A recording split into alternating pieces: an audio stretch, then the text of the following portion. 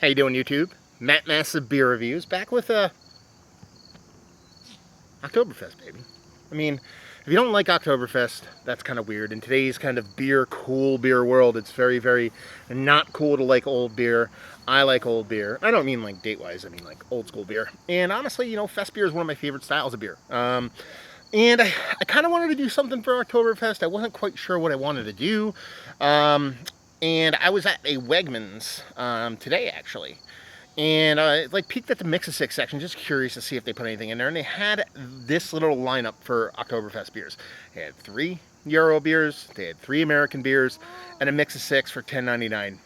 Who am I to say no to that? That's what I call, what do they call that? Like fate, I guess they would say. So I'm going to do a little side by side. This is not scientific, This is fest beer. You have a Marzens up in this piece. So there's a lot of different styles and stuff like that. So it goes from fest beer to Oktoberfest beer to Oktoberfest Marzens. I don't care. We're going to do America versus Merika, not even America, Merika versus the world, and see where this comes. I've done this actually once before with Joe from the Beer Patrol and my buddy Paul from PA Brew News. It's on his channel. If you want to go to Paul's channel, search. It's probably about 5 or 6 years ago. I think we did almost all American ones that time. And I think Sierra Nevada might have been our favorite one of the bunch. I don't remember. But we're going to dive into it and see what's what. So it's a beautiful fall day. We're actually in fall. My kid's right over my shoulder laughing as took us off. And it's a beautiful night. It's actually one of the first nights that it's like nice, like fall-y kind of nice. So figured we'd rip these off. And yeah, here we go. So first we have Spaten Oktoberfest, classic, you know what I mean, German Oktoberfest brewery and beer. You can't go there without jumping on the old Spaten there. Same thing with wine and stuff on there. It's their fest beer, so you're probably looking a bit lighter. I think their Oktoberfest might be, no, it's a fest beer, I believe, too. So you got 5.9% here, 5.8% here, and then over here we have the Hacker-Pschorr Oktoberfest Marzen coming in at 5.8. We have over here on Team USA, we have 5.5% Oktoberfest from Sierra Nevada. We have a Marzen style from Two Roads coming in at 5.8, and Sam Adams coming in at a come on, baby, give me those ABVs. Kachi, did you forget to put the ABV on your beer? That's very not Sam Adams of you. It's got to be right around no, the 5.3 right in front of my face, so it's my fault because I can't see stuff. So yeah, we're again not scientific stuff. We're just going to go through these. I'm going to tell you which ones I think are the best. So let's crack into them. See where we end up. We'll do 2 pours at a time and see where this leads us. It's the first beer video I am recording on my new phone. I got an iPhone 13 Pro Max. So we'll see how things go. I'll put these out here. I hope they're in frame. I'm not going to go out of my way to double check. Those look spot on similar right now, to give you guys an idea of look. They look very, very, very much like the same kind of beer. Okay, bottles number 2. I expect, I mean, maybe Sierra Nevada, no, everybody here should go kind of traditional. You're talking about Two Roads, very traditional.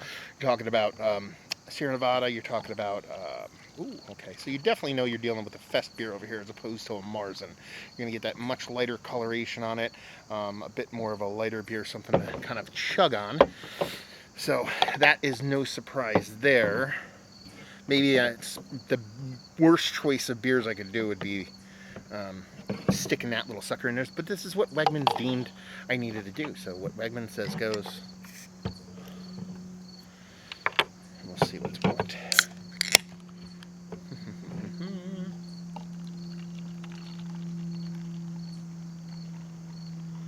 Okay, so there you go.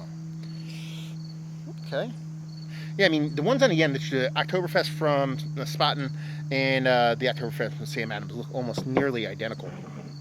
And then we get a bit of variation across the board on everybody else's. Maybe the Sierra Nevada is very similar to the Sam Adams and the Spaten.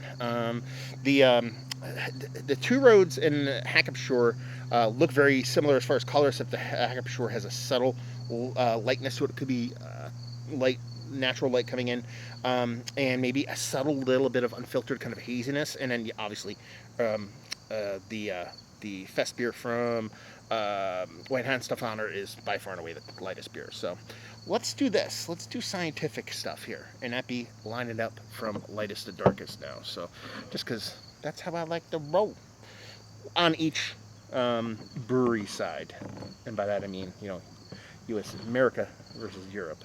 So we'll do that, and then we'll actually I think the Sierra Nevada is the one that's coming out the darkest over here, then Sam Adams, and then there.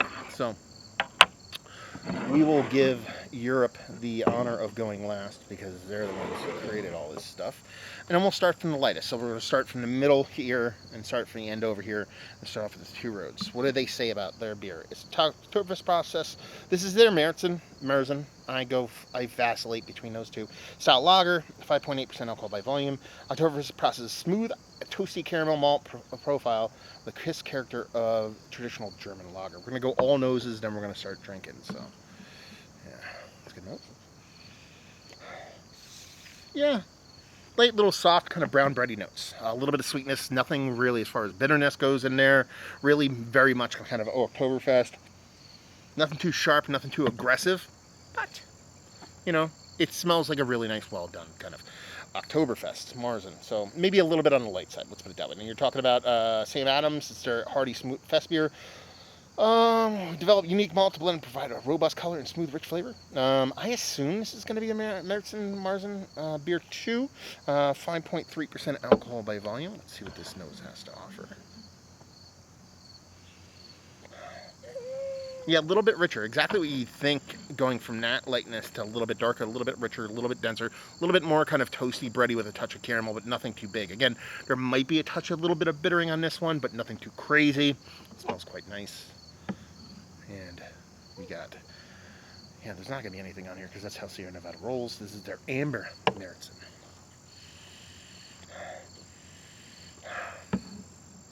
It actually smells very much malt-based, like these Sam Adams, just lacks that little bit of spiciness, that little bit of hop presence. It's probably a little bit kind of less sweet kind of bready notes. So as far as impact goes, they're very much similar as far as impact as far as the nose goes, but as far as robustness, it's like 1, 2, and then 3 over here. So let's dive on over here to the Fest beer. They're talking about 5.8%, no pomp. So let's just dive in this sucker, nose-wise. Crisp, clean, a little bit of lager funk, a little bit of skunky funk, actually. So this beer, let's find a date on this. White Hand Stefaner does not date their beers, I forgot that. There's a date code on it, but there's a little bit of skunky action going on this sucker. So it might be a little bit older, but I doubt it. I mean, the one thing with mix of sixes, you can tend to get older beer from time to time. But these Oktoberfests, they, especially at a place like Wegmans, they usually don't roll those over to the next year, so I doubt this is old. It's just the way the beer shows. Not in a negative way, but, you know, it is what it is. I kind of like it. My kid's right there looking right at me. He's awesome. The Hacker-Pschorr says, they don't talk about the actual beer style. This is Oktoberfest Marzen. Let's get those.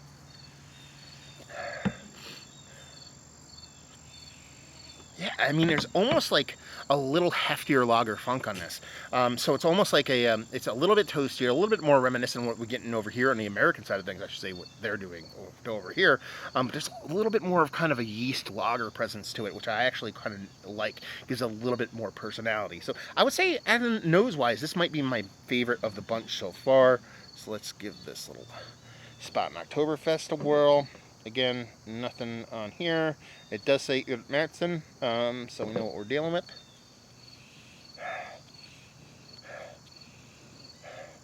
Yeah, it's almost like a slightly lighter version of the Hacker-Pschorr, to be perfectly honest with you. I mean, really, it makes a lot of sense. The American side of things is much more robust for the style. Again, you're not sitting here, we're not smelling barley wine or hazies here. You're getting a big, robust kind of malt characteristic over here as opposed to what you're going to go over here. These two are a little bit closer, but these two tend to be a little bit more chutzpah to them. And yeah, actually, these two are probably coming up my fave so far. Maybe Sierra Nevada in that mix too. So let's slide these suckers over. We'll get a little room. And what we're going to do is we're going to start Euro first here, only because I know that Fest beer is just a lighter beer and it's not going to come off nearly as big and robust as everything else. So we'll actually let's switch hit back and forth on them. Let's dive into the Fest beer. Cheers.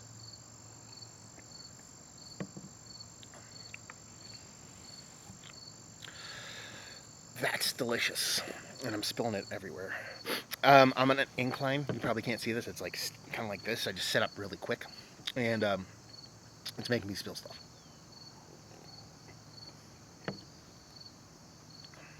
That's delicious. That's absolutely delicious. That's something I want to drink all year long. I mean, it's got this nice sweetness with that, like a little bit of skunky funkiness that I got from that beer, and I know is not anywhere present in the actual taste itself. What you are getting is a really purposeful, really staunch, kind of brighter, kind of Pilsner-like kind of punch to this. So it's almost like Pilsner on steroids, which is kind of what a Fest beer is. And then it comes off a bit sweeter, a little bit more kind of desserty-like even, but not in a heavy way. It's not going to weigh heavy on your palate. You'll be able to drink a bunch of these Fest beer that's very, very purposeful. And honestly, I'll be surprised if one of these kind of knocks this out. It's just that good. Now, to be fair, I do lean in heavily into lighter beers, crispier beers, more Fest beer style stuff. So maybe it's a little bit of bias, but man, that is an absolutely fantastic beer. I want to drink the whole thing right now. Ooh, good God. Okay, gotta pump the brakes here. That was very tasty. Wave to the plane. Always wave to the plane. Let's dive into this 2 Road, see where this sucker lands. Cheers.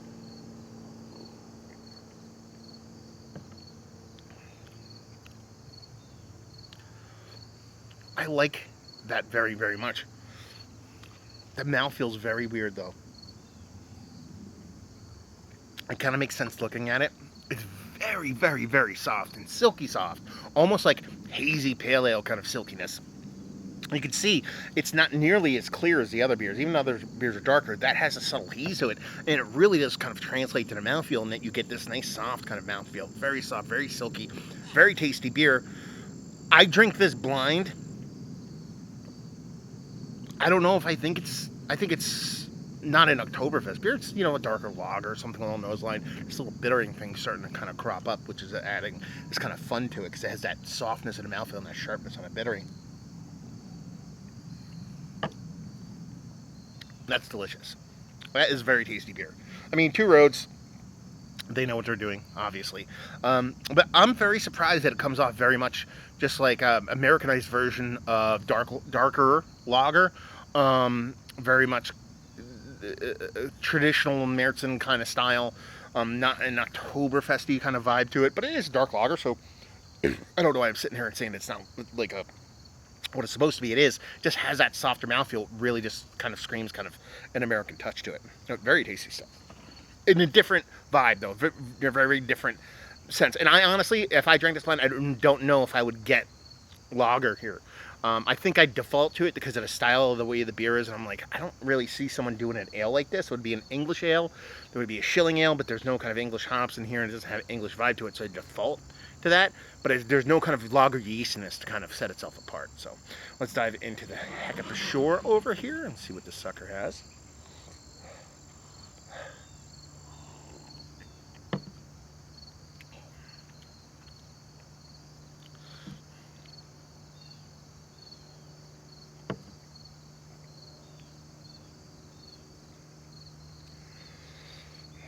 What this beer makes, okay, viscerally, knee-jerk, I don't think it's as tasty of a beer as the 2 Roads, as the Weihenstephaner. But it is so crisp and so well made. It's like the tightest of tightest executions, is that what it loses in panache and pizzazz, it absolutely makes up in just technical skill. It is so well made. It is so beer. I know that sounds kind of like a cop-out, a joke or whatever. It's not. This is beer. This is Merriam-Webster Dictionary beer in the most technically tight executed way. Like I'm a sucker for cooking shows, and I like I like all of them. You know, one of my favorites, Cutthroat Kitchen. That was a kooky one. But one of my favorite ones, Master Chef. You know, Gordon Ramsay, stuff like that, and you know, people on that show sometimes will get kind of crazy with their kind of with their what they make, and you know, try to get too fancy and too whatever. And that can work if you really make something really, really tasty, and it's kind of like very showy. That definitely gets you kind of a head up on people. But if you make something simple and you crush it, it almost like impresses chefs more. And I think the same thing goes for brewers. And that, like, if you take a classic style and you execute it in such a kind of BJCP kind of spot on kind of way, it's like you can't help but love it. And that's where this beer kind of falls for me, is that while it lacks any kind of showiness of the other two beers I've had so far, it makes it up in just technical skill. Nice maltiness, a little bit of soft bitterness, super easy to drink, done and done. Oktoberfest from the old Sam Adams. Let's see how this sucker plays. Cheers.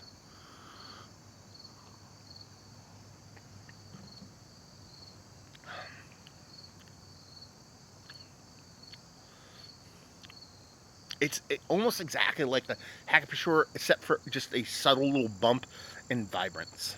Very technically sound, very clean, crisp, drinkable. A little bit more lager vibes, but nothing too crazy. But it's just a little bit sweeter, a little bit richer, a little bit more kind of more. You know, I could see them looking at this beer as a template on what to make and just spinning their own thing on it, which is just a subtle American kind of twist on it. Nothing too crazy, it's nothing too kooky, not dry hop to F or this, that, and the other thing, just really well made, just a little bit richer, a little bit bigger. What's the ABV on this? This is actually lower than ABV, much lower, right? This is 5.3. I think the Hacker-Pschorr is 5.8, right? Am I wrong? Am I wrong? Yeah. Wow, I can't believe I remember that. It's called burp. Yeah. I mean, I'm having a blast.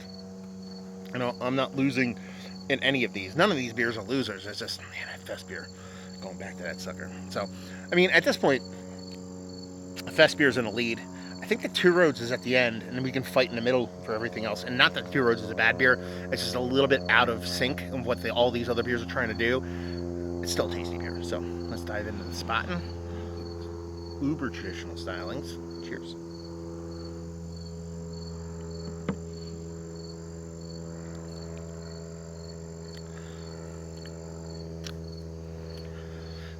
We're giving the Fest beer a run for its money. That's definitely second place for me right now. Definitely get a nice rich lager funk off of it.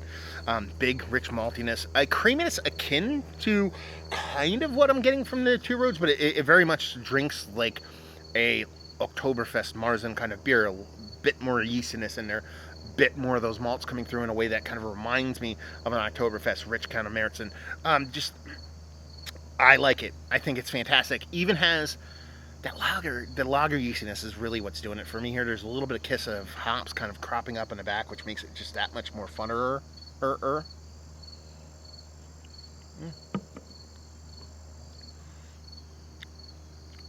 I like that. That's very good. I'm an OG Spaten lover.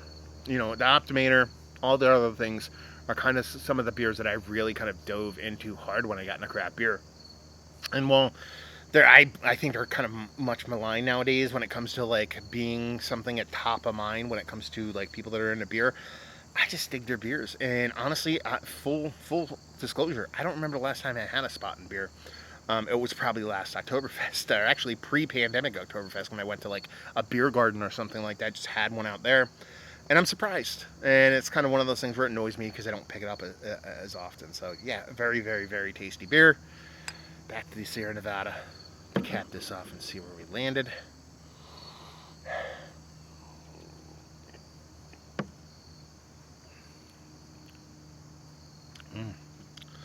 That's tasty.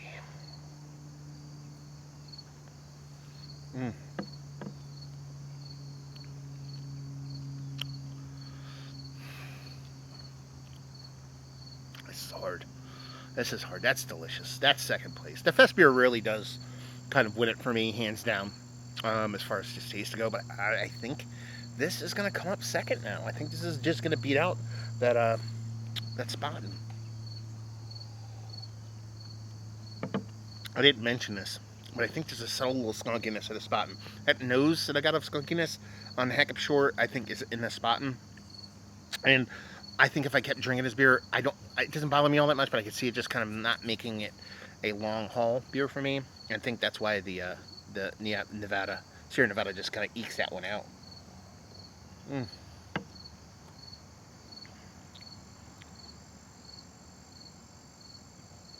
Mm.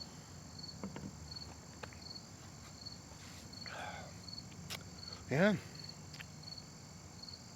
That was really fun, to be perfectly honest with you. That was a fantastic kind of little Oktoberfest showdown. Listen, again, there's nothing technical to this. This isn't my end-all, be-all list of Oktoberfest beers. I just saw an opportunity to sit down and drink some Oktoberfest beers on camera and speak to you guys about it. And I think I win here. We all win when we drink Oktoberfest beers. You know, it sucks that Oktoberfest hasn't existed for 2 years in a row. It will be back. And eventually I will make it there one day. That's definitely a bucket list thing for me. Hopefully, maybe I'll wait till the old Micah Bean over there is 21, and it doesn't have to be 21. When he's 16, we'll go over. We'll get shitty at Oktoberfest. I'm sure Mom would love that. This is just fun, man. The most favorite thing about this, for me, isn't the beer. That's definitely fantastic. Isn't it, the picking a winner or any of that stuff. It's honestly, this is such readily available beer. I picked this up for $10.99. I did a side by side of what I believe are some of the best Oktoberfest beers out there, and that's one of the great things about stepping off that kind of FOMO lifestyle and kind of diving into the beer that existed that paved the road for the beers that we love today. And honestly, that's part and parcel of I think, of every beer journey. At least it should be. So next time you go to Wegmans or Kroger's or whatever Piggly Wiggly, I don't know where you shop, but if they have a mix of six section, take a peek. Especially during this time of year, fall time. Even pumpkin beers you can do them with. You can do them Oktoberfest beers. This is a fun thing to do. And when beer shops lean into this stuff, I think we all win. And yeah. Without further ado, there's only one more thing for us to do. That is the world's largest cuvee. Or cuvee, as Joe from the Beer Patrol would put it. Because that's very important to pronounce it the right way. And see if an amalgamation of all these beers together truly is the best Oktoberfest beer. I'm going to tell you right now, that looks pretty. I'll try and get a nose. I'm not going to be able to get one. Cheers.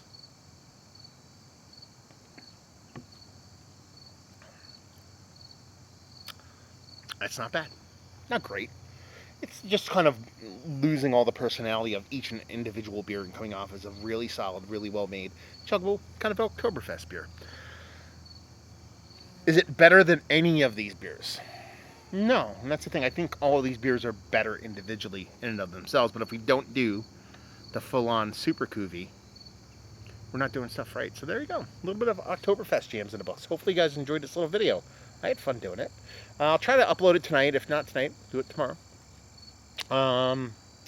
Let me know if you've had questions. Let me know. I'm not going to do those as the best of the best. But like I said, let's do the ranking just for those playing along at home. I'm going to do 1, 2, 3, 4, 5, 6. There you go. Yeah, let me know if you had any of these. Let me know if you love some of these, hate some of these, everything in between down there. We can talk about that. Massive Beers, if you want to check me out doing the social media stuff, Beer Massif. Want to check me out doing the whole podcasting thing? Hopefully you guys enjoyed the review. Hopefully enjoying a little Oktoberfest beers. Hope to see you next time. Cheers.